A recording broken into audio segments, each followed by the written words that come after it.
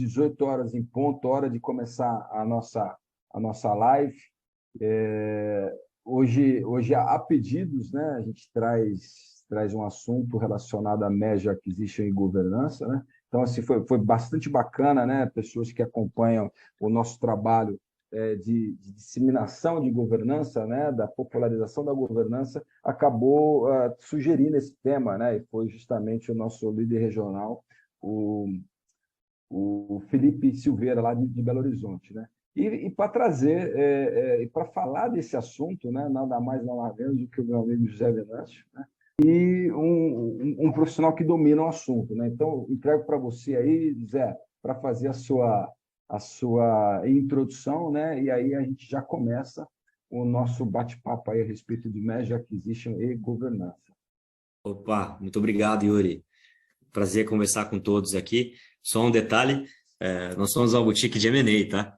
Então, a especialidade é mais nesse assunto mesmo de fusões e aquisições, que eu acho que ele é muito complementar normalmente aos assuntos de governança, né? Porque fatalmente uma empresa bem tocada, ela desperta mais interesse em investidores, em compradores, e ela captura um melhor preço, né? Nós somos bem focados nesse assunto, ou a gente está preparando uma empresa para um processo como esse, ou está assessorando uma transação, né? Então, um grande prazer, pessoal, estar aqui interagindo com todos. Entendo que aqui a gente está num painel aqui repleto de especialistas também, conselheiros e especialistas em governança, então é muito bacana essa oportunidade. Perfeito, Zé. É isso mesmo. Aqui é um grupo, né, de profissionais relacionados à governança, né, que acompanham o Celint, né, quinzenalmente aqui nas nossas lives, né? Então, só lembrando, né, esse evento é gravado, né? Então, se alguém tiver alguma restrição, por favor, nos informe por e-mail, que a gente faz o devido tratamento das informações, né? Visto que, uma vez que a gente conclui essa live, né, a gente carrega essa live no site do Celint, né, para que as pessoas possam acompanhar o assunto no momento offline, né, e também no nosso canal do YouTube. Fala um pouquinho para a gente, Zé, qual que é o trabalho, né, de uma boutique de M&A, né? Tá certo. Eu acho, Yuri, que o trabalho de uma boutique de M&A, ele não é concorrente ao trabalho do empresário, ele é complementar, porque a gente encara o tema fusão e aquisição como uma indústria própria, né? Então, como qualquer coisa na vida, se você só foca em um assunto, você ganha uma expertise adicional, né? Então, num momento crucial da vida do empresário, que normalmente ele passa pouquíssimas vezes, que é fazendo uma transação, seja vendendo o teu negócio, né? Transformando aquele patrimônio de ações em liquidez, ou seja, capturando um novo sócio, um fundo de private equity, alguma coisa do tipo, né? Que venha investir no negócio. Como ele passa poucas vezes na vida por esse determinado assunto, e o fundo do outro lado, ou a grande empresa compradora, ela faz isso às vezes 10, 20 vezes só num ano, essa diferença realmente de vivência nesse assunto acaba sendo desproporcional. Então, o trabalho de uma boutique vem para preencher essa lacuna, e ele tem que ter 3 pontos exclusivamente.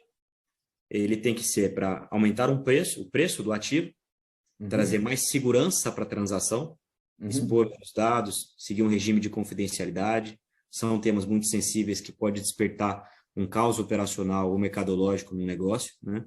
E fazer o empresário perder menos tempo, porque uma vez que ele começa a se engajar com esse assunto e negociar muitas vezes diretamente com o comprador, o conflito de interesse está evidente, o cara quer pagar menos, você quer ganhar mais, vocês vão brigar. Então, ali, só esse conflito de interesse já vai gerar um ambiente de estresse. E muitas vezes as transações muitas vezes mesmo a transação não vai para frente, por qualquer motivo que seja. Desde um motivo operacional até um motivo de mercado.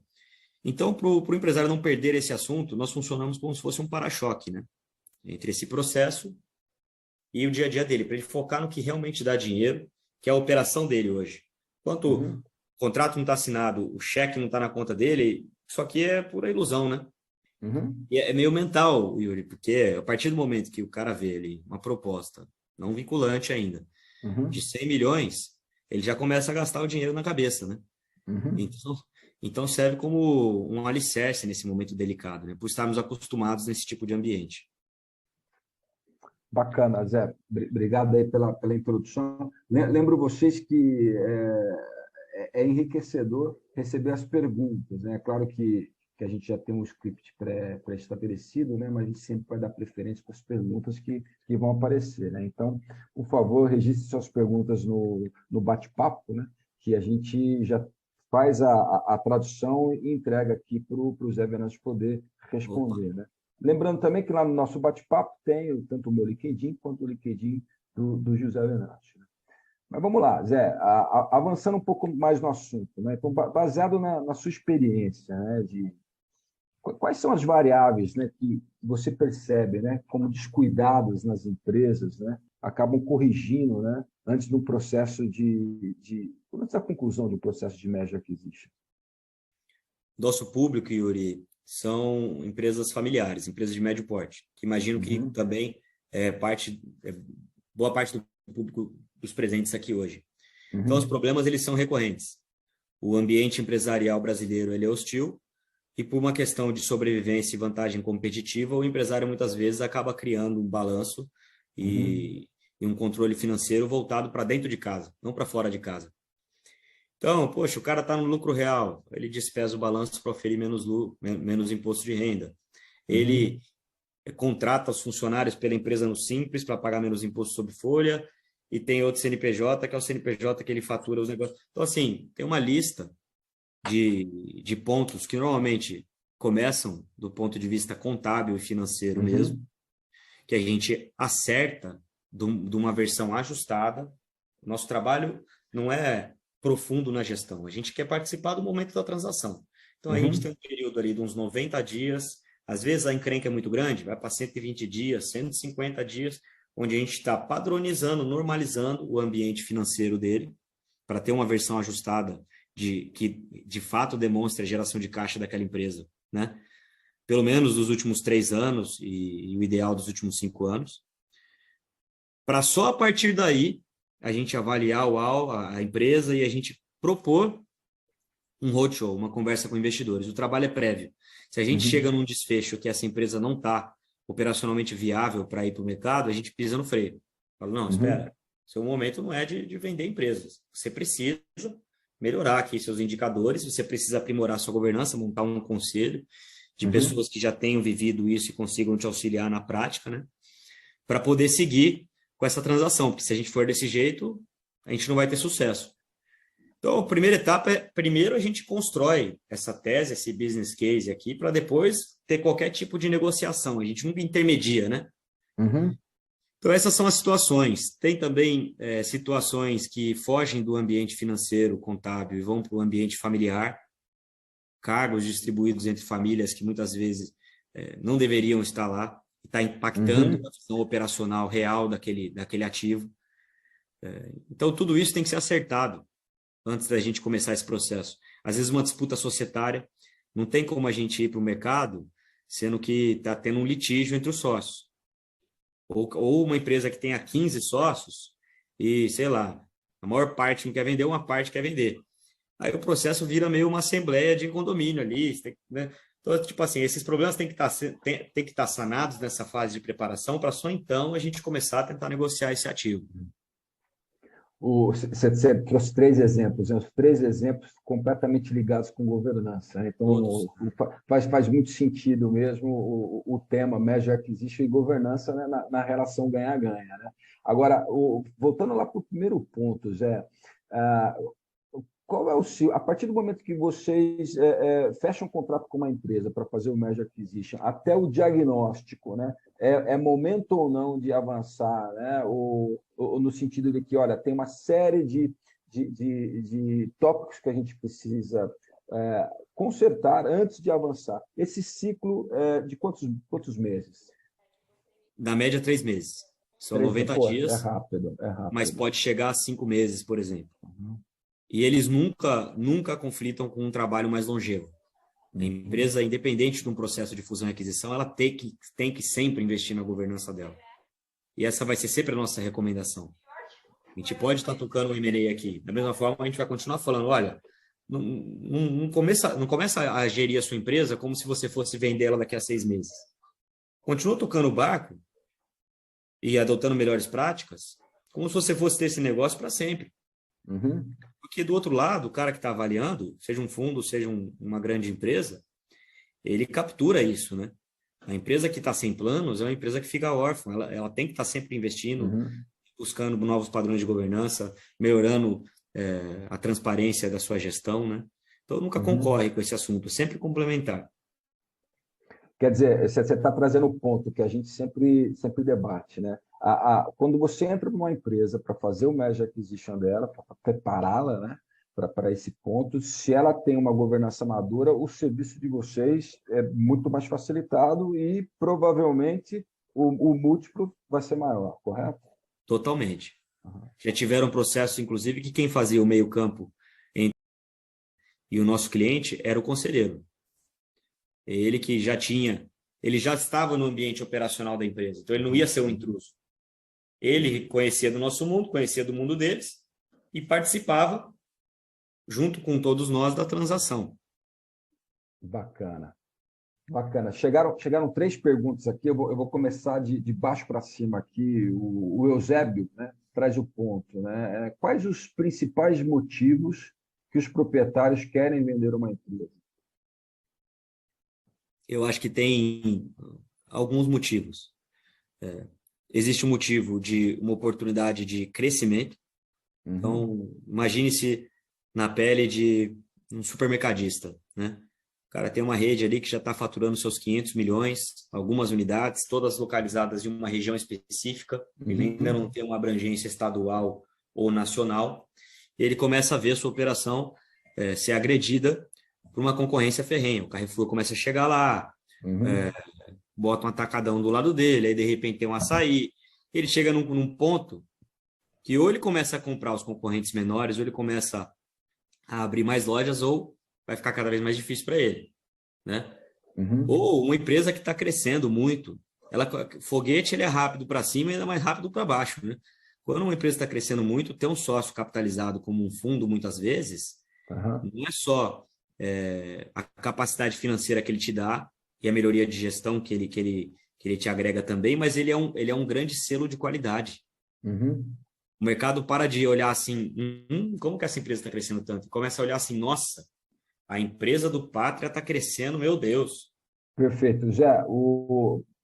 Aproveitando as perguntas da plateia ainda, né? E você falou de É fundos, verdade, né? eu falei só falei da oportunidade de crescimento, né? A pergunta Uhum. eram quais eram os motivos. Tem também, por exemplo, questões de sucessão. As empresas elas começam a tomar um porte elevado, muitas Uhum. vezes quando o fundador dessa empresa já está caminhando para a última idade produtiva, vamos falar assim. Ele já está querendo dar uma desacelerada, né? Esse é um motivo muito claro, muito justo. Não tem uma sucessão clara, ou muitas vezes ele está de saco cheio mesmo e quer vender. Uhum. Uma divergência societária, a saída de um sócio, mas não é muitas vezes o quadro mais adequado, né? Que você apresentar essa divergência societária para o mercado. Então tem Uhum. sucessão, oportunidade de crescimento, consolidação. Às vezes, poxa, você estava num setor que estava quietinho por anos. De repente começou dois grandões. Imagina a farmácia. Farmácia, há Uhum. alguns anos atrás, já há vários anos atrás, ela era lá um setor competitivo. De repente, a Raia com a Drogasil, uma fez um IPO daqui, outra do outro lado, se juntaram. A Pacheco com a Drogaria São Paulo viu esse movimento, se juntou também. O BTG montou a plataforma dele lá, que inclusive acho que deu errado, a BR Pharma. Uhum. E aí a diferença do mercado passou dos players assim para isso aqui. Foi Agora uma tem grandes consolidação empresas, tremenda. começou a consolidar. Num Uhum. primeiro momento, a consolidação começou a ocorrer em aquisições, eles estavam comprando redes, de repente parou de fazer sentido. Por que a Droga Raia vai continuar comprando redes familiares, sendo que ela abre 250 unidades por ano? E ela abre com o padrão dela. Então a Uhum. consolidação agora virou imobiliária. A janela de venda para farmácias, ela mudou. Antes ela era muito mais clara. Não é que ela não tenha mais, mas ela mudou. A expansão Uhum. dos grandes players agora está mais focado nesse ponto de vista imobiliário do que na aquisição de operações. Então, esse quadro de consolidação, ele também acontece. Ontem nós fizemos um evento do varejo. Uhum. Um dos exemplos que foi dado foi o caso da venda do Walmart no Brasil. Ó, como um movimento lá de longe vem bater aqui, muitas vezes vira uma oportunidade para o empresário da economia real, né? A Amazon comprou a cadeia de supermercados Whole Foods em junho de 2018. Pagou 18 bilhões de dólares naquela empresa. Quando o Walmart viu esse movimento, ele já disputava o varejo online com a Amazon, quando ele viu que estava perdendo de lavada, quando ele viu a Amazon entrando no varejo alimentício offline, ele ficou com medo. Passou a desinvestir em operações que eram deficitárias no mundo. A do Brasil dava um prejuízo, segundo os analistas, na casa de 1 bilhão. Ou seja, naquele momento ele poderia ter vendido para o Carrefour. Provavelmente o Carrefour não quis. Quem assumiu essa operação foi um fundo muito conhecido no Brasil, que tem uma atuação grande no varejo, que é a Advent, um fundo mundial, muito grande. A Advent assume a operação do Walmart com prejuízo de 1 bilhão e com compromisso de investir até 2 bilhões. Ela investiu 1,6 bilhões ao total. Ela mudou o nome de Walmart para Grupo Big, ela deu um protagonismo adicional para o Sam's Club, que até então era algo desconhecido para o brasileiro e hoje em dia passou a fazer parte, né? E vou resumir a história aqui. 2 anos e meio depois, ela vende para o Carrefour, só a operação por 7 bilhões e meio. Se for contar mais uma questão imobiliária, a operação chega a 8 bilhões e 300 milhões de reais. Então, em 2 anos e meio, ela fez quase um pouco mais de 4 vezes o capital investido. É um lucro fabuloso. O que acontece quando esse movimento ocorre? O Pátria, por exemplo, que não estava no setor de supermercados, passou a comprar supermercados. Outros fundos passam a jogar bola nesse setor, passam a comprar redes de supermercado. Então, o empresário que está nesse mercado vira uma janela de oportunidade, ele poder vender. Então, esse quadro de consolidação, acho que ele também é um grande motivo para a gente sempre ficar de olho, né? As coisas são cíclicas, né? Até então, a consolidação em supermercados tinha acontecido lá atrás, com a Abílio Diniz, o Grupo Pão de Açúcar, e tinha ficado meio estacionado. Tiveram alguns movimentos, mas não eram tantos. Olha quantos tiveram só esse ano, né? Cencosud comprando o Giga, entrando em São Paulo, o Pátria deve ter comprado uns 4, 5 supermercados diferentes. Então, esses movimentos, e esse é muito o papel do advisor. A gente fica o dia inteiro pensando nesses quadros de consolidação, batendo papo com investidores para saber para qual lado eles estão indo, né? Para propor isso para o empresário.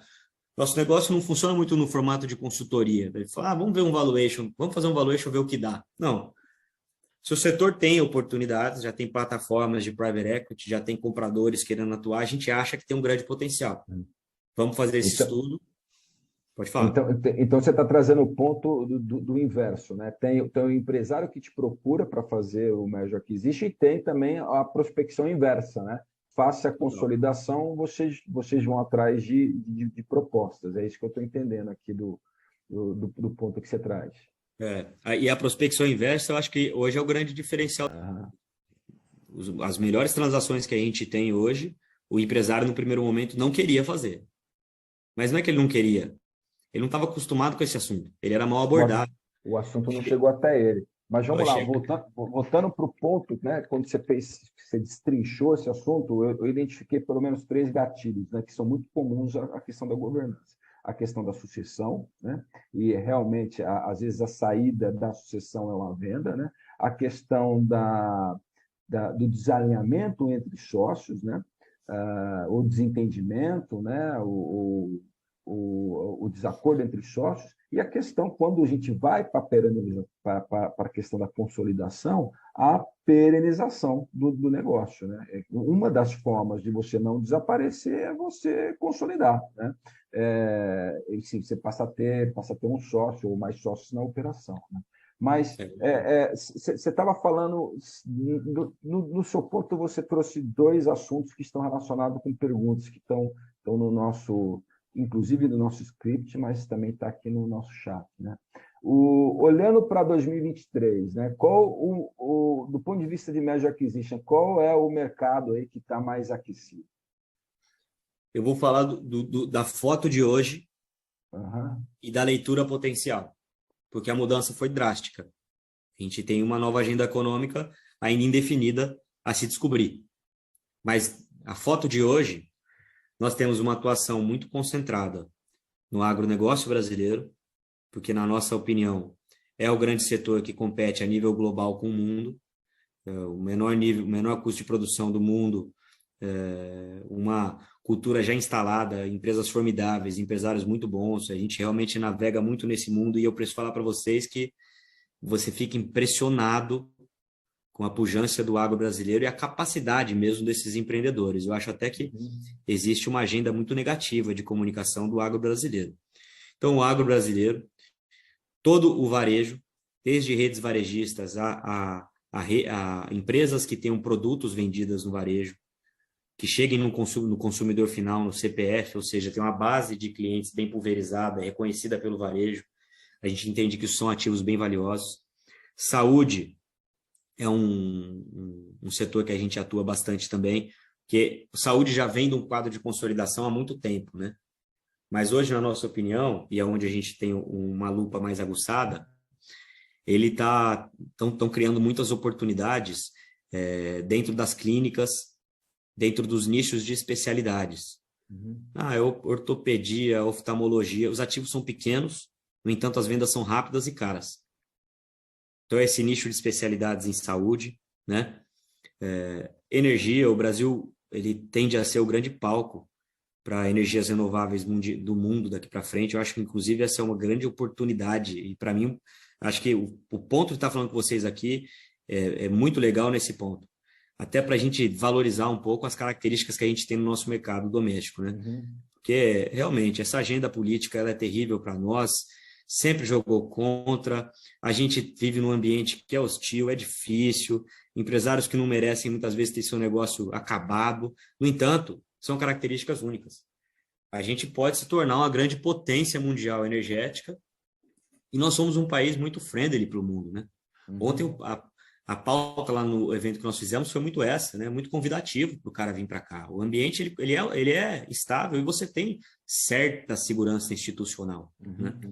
Então, energia é um tema que a gente ainda não está profundo, mas nós queremos passar a ter profundidade. E agora, com a entrada desse novo governo, a gente imagina que as políticas de crédito voltadas para a área de educação podem retomar uma agenda de aquisições no setor educacional. Talvez nem tanto no setor de graduação, mas mais posicionado, quem sabe, no setor de educação básica, por exemplo. Então, acho que esses são os principais setores que a gente atua, mas, assim, existe a estratégia e a oportunidade. A estratégia é onde a gente vai buscar os alvos. A oportunidade a gente estuda tudo que chega até nós, né? Bacana. A Vera traz um ponto que você tateou lá no começo da nossa conversa, né? Mas vamos reforçar aqui, né? Para as empresas que vocês fizeram Merge Acquisition, que tem conselho, né? O conselho foi envolvido no processo decisório? Divide conosco aqui o que você tem de experiência nesse sentido. Tá. Normalmente, Vera, o conselho de administração ele está sempre do lado do comprador. Do vendedor é muito raro a empresa ter um conselho de administração, ela tem um conselho consultivo. Então, no conselho de administração do comprador, ele impacta muito o nosso negócio, porque a transação, o preço aprovado passa pelo conselho de administração do comprador. Se a gente está negociando com uma multinacional, às vezes, todas as vezes, a negociação demora um pouco mais, porque qualquer alteração tem que voltar para o conselho. Porque como é um tema extremamente estratégico, precisa da chancela deles. Agora, do lado do vendedor, nas empresas do middle market, vamos falar assim, né? O que acontece normalmente é não envolver todo o conselho. Às vezes o empresário tem ali um conselheiro, que é o cara de confiança dele, que já está bem dentro de casa, vamos falar assim, e aí ele coloca para fazer uma interface junto com a gente. Esse é um caso mais comum, tá, Vera? Do que a gente costuma ver por aqui. Bacana. E aí o Wilton arremata aqui, né? Para as empresas que estão sendo adquiridas, né? E essas empresas que têm uma governança, vou classificá-la aqui como madura. Na tua expectativa, ou seja, na tua experiência, o fato de ter uma governança adiciona quanto valor em termos, pode ser percentual, no valor de venda da empresa? Eu gostaria de verdade, Wilton, de ter esse tracking histórico de empresas vendidas com governança e sem governança, para poder te cravar aqui quantos múltiplos, quantos milhões por faturamento, sei lá, são adicionados. O que eu posso te falar é de uma forma subjetiva, mas é o que acontece na prática. As empresas com uma quadro de governança, fatalmente elas conseguem se planejar melhor e num período de médio e longo prazo elas têm desempenho e geração de caixa superior aos seus pares. No curto prazo pode ser que não. Muitas vezes a gente se engana, né? Com a informalidade o cara começa a ganhar mais dinheiro do que quem está fazendo certinho. Mas no longo prazo, no médio prazo também, essas empresas fatalmente elas são melhores avaliadas. Não tem outra saída não. Os números estão padronizados, a empresa... Porque passa a sensação para o cara que você não está vendendo em nenhum sentido de desespero, né? Você está disposto a ouvi-lo, porque você tem tudo na mão. Sua empresa está bem tocada. Você não está vendendo ela, você está participando do processo de M&A. O M&A bem feito, 1 mais 1 tem que dar 3. Se der 2, o empresário tem que falar obrigado, tchau, vou tocar o barco. Tem que dar 3. Então, eu acho que você ter um grau de governança aumenta o preço, melhora a liquidez do alvo e melhora a capacidade mental do empresário de assimilar esse tipo de processo. Muitas vezes é uma venda mental. Eu estou passando isso agora. Aqui, depois da reunião aqui, eu estou esperando uma notícia, espero que positiva, de uma transação onde o preço que está sendo oferecido é muito maior do que a empresa vale. O empresário ainda não disse sim. Por que ele não disse sim? Também não sei. Quem sabe se ele já tivesse um conselho lá dentro e essa mensagem não tivesse sido dos 3 meses que a gente fez o trabalho, mas vocês já tivessem lá fazendo esse trabalho com mais tempo, tenho certeza que ele ia ter uma noção muito mais clara do custo de oportunidade que está acontecendo na mesa agora. Uhum. É o que a gente sempre fala, o conselheiro ajuda a trazer para dentro da empresa uma visão externa, né? E aí, fatalmente, auxiliaria esse empresário no processo decisório. Eu acho que vocês não cumprem só, Yuri, o papel na gestão, cumpre na mentalidade do empresário, empresária, claro, por trás. Perfeito. Temos mais 2 minutinhos aqui para fechar o nosso evento de hoje e aí eu trago uma pergunta que estava na nossa pauta, né? Que o Ikedo também traz aqui no chat, né? Qual é a forma de valuation mais comum, né? Que você percebe no mercado ou que a rede usa, né? Ou vocês têm alguma coisa que é customizada para cada tipo de empresa ou para cada tipo de mercado? A fórmula mais aderente que todos conhecem e que é muito utilizada é o fluxo de caixa descontado. É a mais respeitada, vamos falar assim. Se você fala de uma startup, muitas vezes a precificação ganha maior destaque na receita recorrente, né? No custo de aquisição do cliente, no relacionamento no longo prazo, como você vai fazer ele virar muito dinheiro. Mas nas empresas do middle market, o fluxo de caixa descontado impera. Só que é diferente a avaliação do preço. E isso é um ponto bacana de se trazer aqui. Porque o valuation, no final das contas, se a gente mexer umas teclinhas ali, ele pode dar de tudo. Sim. Agora, o quanto alguém está disposto a pagar? Esse é o preço da empresa. É o fruto de uma boa estratégia de negociação. Um caso público aqui, é claro que eu vou contar de uma forma só para provar um ponto, né? Mas o Banespa, quando ele foi a leilão, ele foi por 1,9 bilhões. Então, essa foi a avaliação do Banespa. O Santander pagou 7 bilhões do Banespa. Talvez o Banespa nunca fazendo conta ia chegar nesses 7 bilhões, é o quanto valia para o Santander. Hoje o Santander deve lucrar isso em um trimestre no ano aqui no Brasil. 30% do resultado do banco no mundo é o Brasil. Daqui a pouco a Espanha responde para cá. Então, assim, você fazer um M&A é pensar com a cabeça do comprador. A gente nunca dá preço. A ideia é estimular o custo de oportunidade dos compradores, né? Olha, se você não fizer, o outro vai fazer. A empresa está num processo. É desse jeito, né? Você não fica mais refém de um só. Se você cotar um preço com um fornecedor, você pode fazer um estudo para avaliar uma água. Você vai falar, ela custa R$4. Mas você cota no mercado, o cara vai te falar assim, não, só te vendo por 8. Você fala, pô, tá caro. Mas se você cotar com 5, 6 fornecedores, aí você vai saber o preço real da água. Porque aí você vai falar, pô, eu fiz o estudo, ela custa 4. Esse cara me falou que é 8. O outro está me vendendo por 3. O outro está me vendendo por 5. Então, mais ou menos, o preço da água aqui deve ser R$4,5, R$5. Então, essa ida ao mercado ela é importante. Para avaliar a empresa, a gente vai fazer fluxo de caixa descontado, a gente vai analisar empresas comparáveis, a gente vai analisar múltiplos de transações correlatas, a gente vai fazer de tudo. Mas uma boa estratégia, ela tende a ganhar maior participação numa transação do que um valuation. Porque do outro lado, o cara que está comprando, ele é muito instruído já nesse assunto. Ele vai fazer a avaliação dele. Ele não está nem aí para a sua. Essa é a realidade. A gente faz a nossa para conseguir pisar no chão, saber onde a gente está, entender as premissas de crescimento, porque essas premissas de crescimento vão dentro desse fluxo de caixa descontado. Outro ponto, não adianta a gente fazer um fluxo de caixa descontado ignorando o histórico da empresa. Se a gente pega a contabilidade atual dos negócios familiares normalmente e for projetar a partir dali, a margem de EBITDA, a geração de caixa da empresa vai estar errada. Então, como é que você prova que a empresa fazia 8% de EBITDA, de repente, ano que vem, ela tem 17, 15, 20%? Não dá para se provar isso. Então, primeiro, a gente tem que saber quanto que realmente, do ponto de vista técnico, a empresa gera de caixa. Agora, vamos ver o comportamento histórico e criar bases justas para planejar o crescimento dela. Isso aqui vai dar um preço justo da empresa, não é o preço que a gente vai vender a empresa, né? Perfeito, José.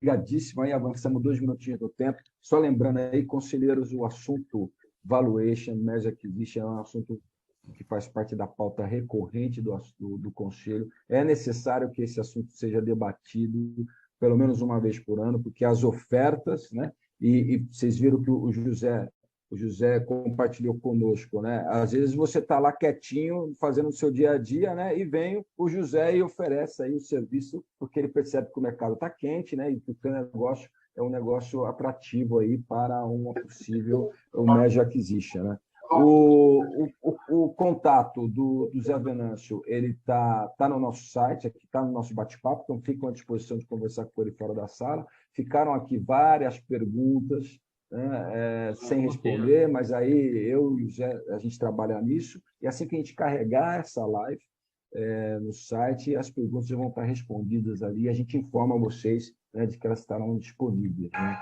Zé, eu mandei também no chat agora aqui o meu celular e o meu e-mail, tá? Até vendo a quantidade de perguntas e etc. Puxa, eu acho que a gente precisaria de mais tempo, né?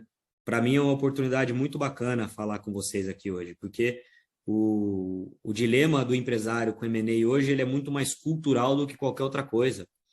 E vocês hoje têm uma capacidade de influenciar esse empresário muito grande. É salutar para a nossa economia que essas transações aconteçam, né? Eu vou parar de falar aqui, senão o Yuri vai brigar comigo aqui. É que eu gosto muito disso mesmo, vivo disso, e a gente realmente, igual vocês, né? Igual empresário, nós somos apaixonados pelo que fazemos.